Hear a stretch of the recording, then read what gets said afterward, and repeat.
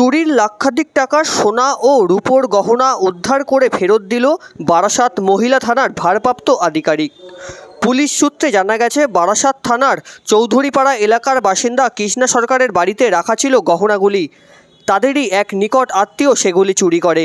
গত বছর পুজোর সময় এই চুরির ঘটনার পর ওই আত্মীয়কে সন্দেহ করে কৃষ্ণা দেবী। বহুবার বলা সত্ত্বেও চুরির ঘটনা স্বীকার করেনি কৃষ্ণা দেবীর ওই নিকট আত্মীয়। চলতি মাসের 17 তারিখ কৃষ্ণা দেবী বারাসাত থানায় মহিলা শাখায় এসে অভিযোগ জানায়। অভিযোগপত্রে নিকট আত্মীয়ের কথা জানান তিনি। পাশাপাশি এও লেখেন, চুরি হয়ে যাওয়া গহনা উদ্ধার হলে ওই আত্মীয়কে আইন বা বিচার প্রক্রিয়ায় শাস্তি দিতে চান না তিনি। বারাসাত থানার মহিলা পুলিশের দল তদন্তে নেমে কৃষ্ণা দেবীর নিকট আত্মীয়ের থেকে উদ্ধার করে গহনাগুলি। আজ দুপুর 3টের সময় উদ্ধার হয়ে যাওয়া গহনাগুলি কৃষ্ণা দেবীর হাতে তুলে দেয় বারাসাত মহিলা থানার ভারপ্রাপ্ত আধিকারিক।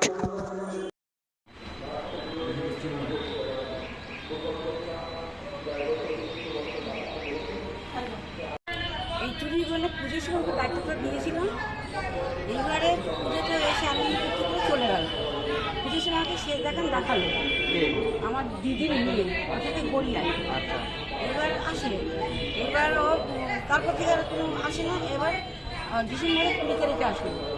তখন আমি বললাম, আমার জিনিসটা খুঁজে আমি অনেকক্ষণ আলমারি আটটা বাড়িতে রেখে দেয়। এই আলমারি লকারটা খুলতে পারি না, নাম্বারটা চোখে দিই চোখে পড়ছে। বলে কি মাসি, আমি আবার জানুয়ারি মাসে 5 তারিখে ভ্যাকসিন দেবো, তখন তোমাকে আমি দিয়ে দেবো। নানান রকম অজুহাত এরকম বলে যাচ্ছে। ওর কথা আমি বিশ্বাসযোগ্য অন্ধবিশ্বাস করেছিলাম। অনেকে বড় ওকে বিয়ে করে দিলাম, সব কিছু নিয়ে আমাকে নিয়ে নিই, ওকে নিয়ে আমাকে ভালোবাসতাম। এইবারে ওই ডিসেম্বর 20 তারিখ চলে গেল। এইবার জানুয়ারি 5 তারিখে আসলো ওই ছেলে ভ্যাকসিন দিতে। তখন বললাম কি, আমার জিনিসটা খুঁজে আমাকে দে, আমার ওই লগা রেখে যখন তখন খুলতে পারি না। মাসি সবে তো আসলাম, একটু বিশ্রাম করি, এরকম বলছে। একটু খেয়ে টেয়ে নিই, খাওয়া দাওয়া হলো, এবারও তৈরি হচ্ছে চলে যাবে।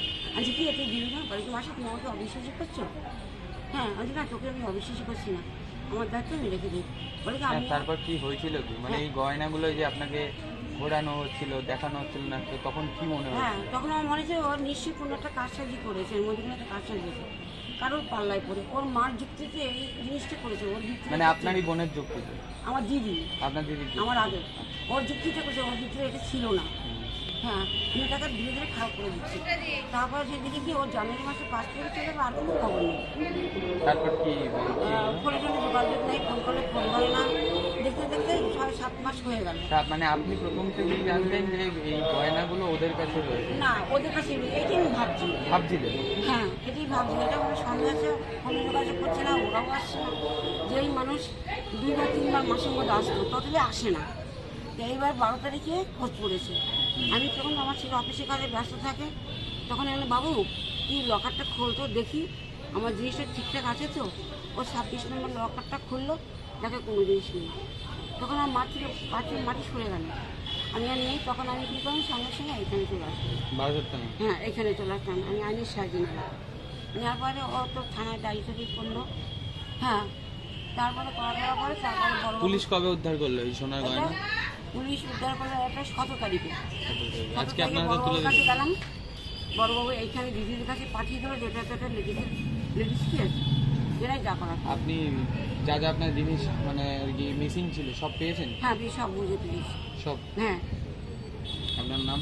আমার নাম কৃষ্ণা সরকার। কোথায় থাকতেন? বিবেকানন্দ রোড, বারাসাত চৌধুরীপাড়া। আমার এখানে নিজেরই বাড়ি।